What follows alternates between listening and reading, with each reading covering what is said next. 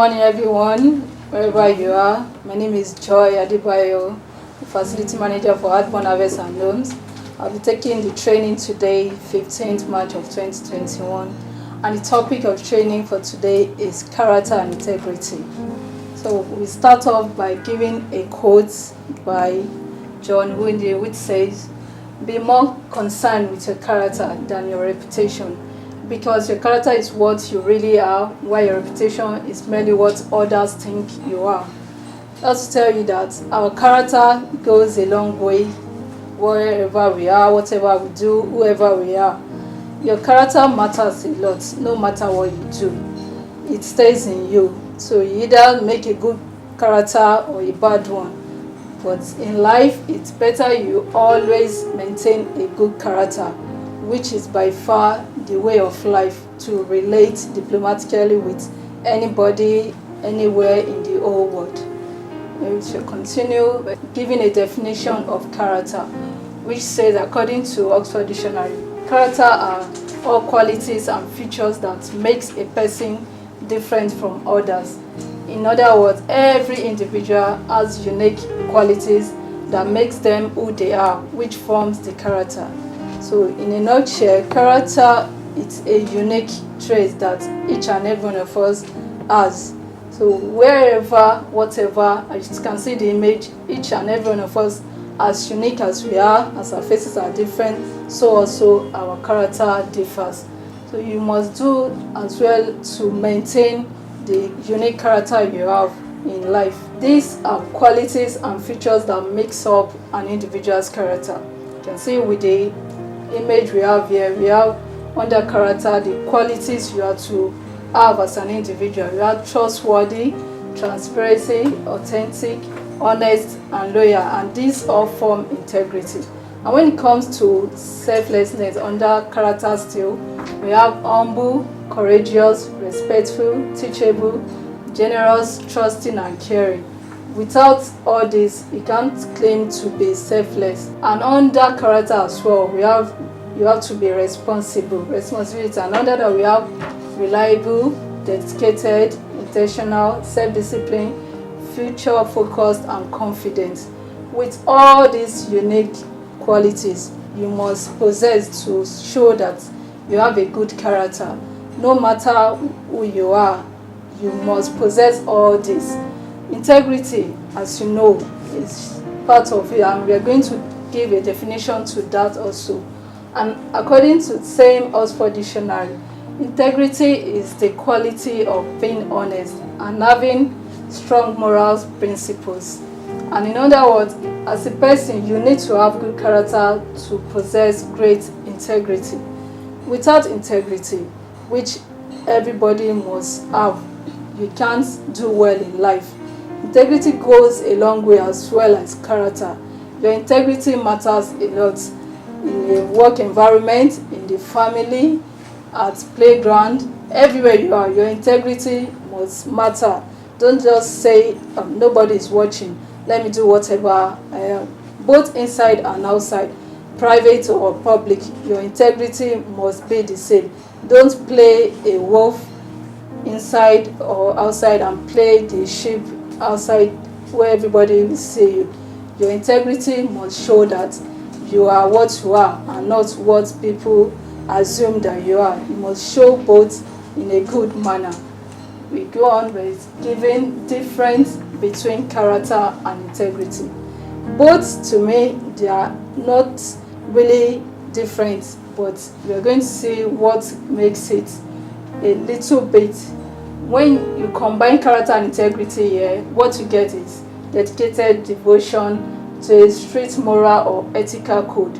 You can be strict in your moral by having integrity and good character. Character is one's moral and ethical code, and integrity means that one lives according to that code. Therefore, someone who lives with integrity lives according to their moral values. Without integrity, like I said earlier, you can't say you have good character, because integrity will guide your way to having a good character and having the features of a good character that I listed earlier. View of an individual with good character and integrity as a citizen. As a citizen, you must have natural desire and capacity to know and understand the truth, to pursue moral excellence, and to express morals in the world through action. In a world where we are right now, you must show that you have good moral, and part of the moral is having good character. And you must also give values to whatever you do. Don't just say, nobody knows who I am, so I must behave anyhow. With your morals, it will show that people are watching you, but even if they don't say it, they are watching what you are doing. They will be giving credit to you, whether you do good or bad. So you must make sure your moral conduct are of good behavior and your integrity follows what you do. Don't say A and you actually mean B. Let your A be A and let your B be B. Don't misguide people with whatever you do. The mental difference between our moral heritage and our current situation. Right now, like I said, people behave differently when they are in private, and in public they also behave differently. But the situation here will be that women are sensitive to inconsistency between actions and beliefs. People will believe that this is who you are, but your action will say differently. So the current situation is, as individuals, we all recognize at some level when we are acting in a way that is inconsistent with our beliefs, attitudes, or opinions. In effect, there is a built-in alarm that goes off when we notice such an inconsistency, whether we like it or not. For example, if you have a belief that it is wrong to cheat, yet you find yourself cheating on a test, you will notice and be affected by this inconsistency. So in life, our actions also matter. If you don't put our action to what we practice, we will fail at what we are doing. If you know that you want to have self-control on yourself, you must give it a practice, a regular practice. Not just say this, that I want to work on myself, yet you are not practicing how to work on yourself. You are not discipline yourself on what to do. That shows that you don't want anything to change. And where change is constant, if you don't give it a try, you can't be who you want to be. So we have here 3 basic ways to resolve difference between moral heritage and the current situation. These are change in beliefs. That you have to change your belief about some things. We may say in our culture, this happens, but when you have a different belief, you know, or you have explained to yourself that no, this belief is wrong. You must follow the right thing where you believe this is the right action. So another one is change of action. That's change action, and we also have change perception of action. If you believe in what you believe, that is, let's say you have a belief that people go to church, they go for fashion, or some go to pray. If you have one of the belief, you have to play by it. And if your belief is to go to church and pray, not to look or to criticize anybody, hold on to your belief. And the action also plays a role. That means if you are doing the belief of going to church to pray to your God and not to do any other thing, you must follow it as well. Not just say, I have the belief or I have a change action, yet you don't have the perception to follow the action that you believe in. Recent failures and successes in organization moral code. That means we have to look at where character and integrity plays when it comes to organizational ethics. Here we have moral code. Moral code may influence intention to report unethical behavior. For instance, internal whistleblowing of employees and managers. In some organizations, they promote cheating. That's unethical. So if you keep promoting that as a manager, people are looking out to you as a leader in an organization. If you keep promoting or you are acting it, because other employees, they look at what you do and do what you do. Not when you tell them, don't do it, and you are doing it. They won't listen to don't do it. They will do what you are doing. So you must portray a good ethical behavior in an organization. Because companies promoting moral values and ethical culture are likely to have employees more committed to report unethical behavior and conduct themselves ethically than companies with unethical cultures and values with justice. So just like I explained that if you have a company where the executive, the leaders are doing something unethical, that means you are promoting everybody in that company to do the same. So we must kick against unethical codes as an organization, and that's where our individual character and integrity plays.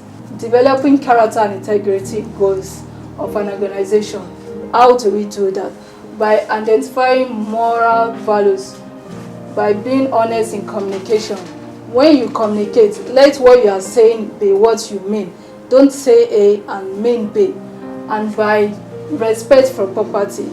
When someone keeps something, and like a phone, you should know you have to respect that person's space and not go there to tamper with it or do anything with it. That shows that you have good character and integrity. Respect for life. You must give respect to life. People see life as being not valuable to them. That's why people went to the extent of committing suicide and doing all sorts of. But when you value life and give respect to life, you will respect everybody, no matter who they are, young, old, the post they hold in an organization. You respect everybody as they are. We also have respect for religion. When you respect people's religion, you won't discriminate that, oh, this person is a Muslim, this person is a Christian, this person is an Adventist. You give respect to every form of religion and promote justice. By doing this, you give fair judgment to whatever is done. You won't say, oh, this person, because this person is from my village, I will play a fair, or I will benefit this person more than the other person. You must play a fair judgment in whatever you are doing. Which all these allow parallel constructs at individual and organization levels of analysis. It also identifies dimensions used in differentiating organizational moral values.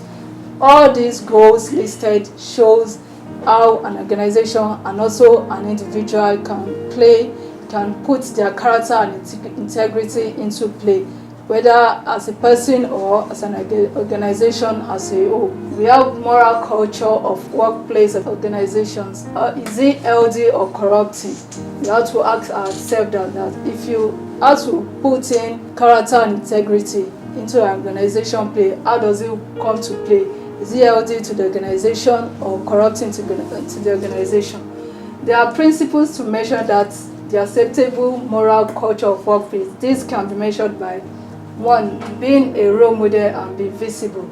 Your employees look to the behavior of top management as a model of what's acceptable behavior in the workplace. Like I explained earlier, that when you lead in a company, in an organization, people look at what you do and they follow what you do.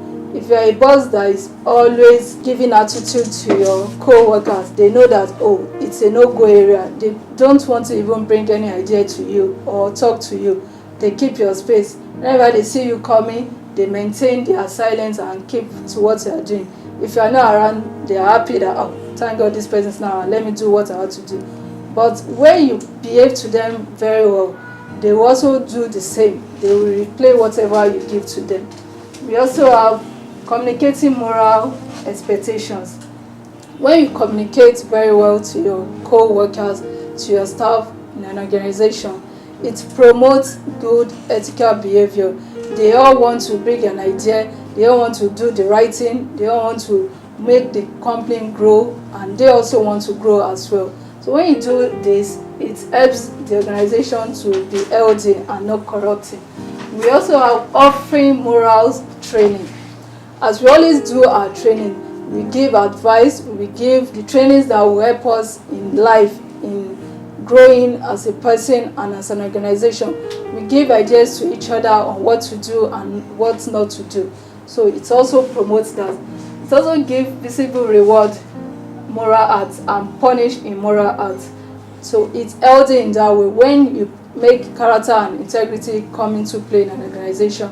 It helps to detect which is moral and kick against which is immoral acts. Finally, we have providing protective mechanisms. In this aspect, it gives protection to a person in an organization that wherever you go, you know if you are working for Adbond, you are protected. Nothing is kicking in that. We won't hear that something happened to one of our staff, that is their business. They let them do whatever they are.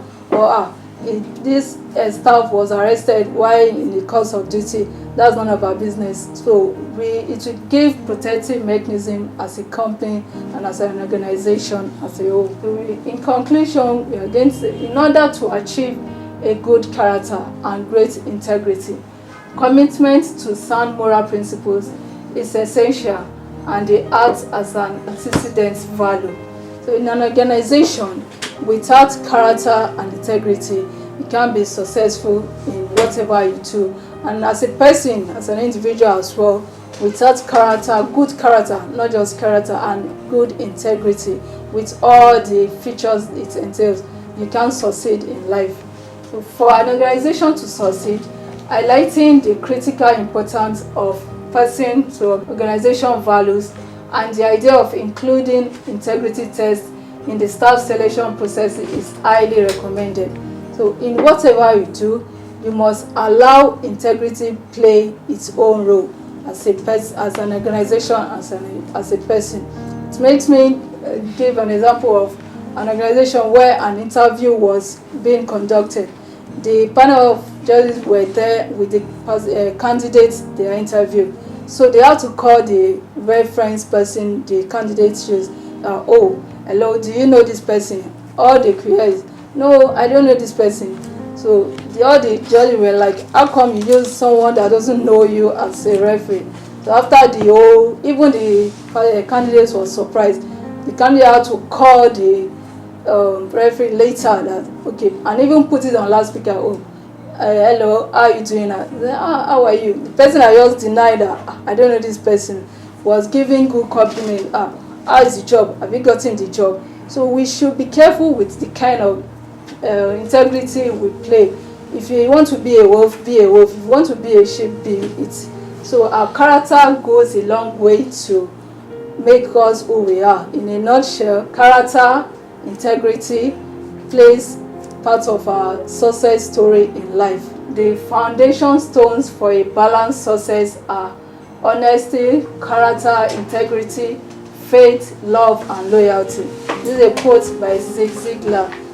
That's to tell you that character and integrity in life, for you to be successful, you must balance them for you to be successful in life. You can't do without a good character and integrity as a person and as an organization as a whole. A wisdom quote that I will go by.